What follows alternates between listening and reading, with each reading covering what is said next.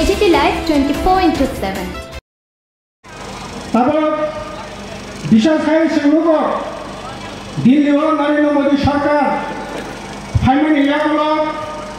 বিশাল সাহেবের জন্য রিজার্ভেশন মেনে রিজার্ভেশন আইন করে সংবিধানে ৯ নং ধারাতে রিজার্ভেশনকে যুক্ত করে যাতে আপনার বেসরকারি ক্ষেত্রেও এসটিএসসিদের সেখানে নিয়োগের ব্যবস্থা করা হয়। তাদের এই দাবিগুলি নিয়েই আমরা এই গণ অবস্থানে বসেছি। তাদের সমস্ত গণতান্ত্রিক অংশের মানুষ এই আন্দোলনে সামিল হবেন, দাবিতে সমর্থন করবেন, এই আশাটুকু দেখে আবারও সকলকে থাকা মাথা সিএএফ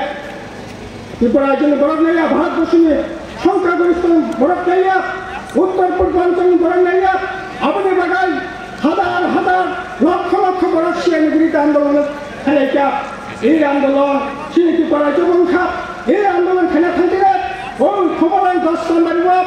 সেই কথাক্ষা সেই কতখানি ইয়াগুলো তিনি আশিখানে পরবর্তীয়ে তিনি আইনে পরিণত থেকে সিএ আনখা তিনি ওয়েস্ট বেঙ্গল অলরেডি সিএ চালু থেকে ত্রিপুরা চালু খানে নেবেন নোটিফিকেশন থেকে অথচ ওই সিএ চালু থাকায় ত্রিপুরা রাজ্য নিয়ে গোটা ভারতবর্ষ গোটা উত্তর পূর্বাঞ্চলে অর্থনৈতিক রাজনৈতিক সামাজিক ক্ষেত্রে যে ভারসাম্য ভয়ঙ্করভাবে ক্ষতিগ্রস্ত নাই তাদের আবার বলেছেন সামান্য সিএ বাতিল খাইছে কিন্তু আত্মগতামূলক কাছে মান ত্রিপুরা মাথা বর্ণ কিনার মা বর্ণ জামাই মা যারা সিএ খাইয়ায় বর্ণ মহাপতি বিজেপি না ও সরকার বেতন দেয় আর যারা বিজেপি তার সিএ বাগায় সেই কথা বর্ণিকতে সহানুভূতি জানগৈ সিএনি বিরুদ্ধে ক্ষমতা তার মেশিন খেলে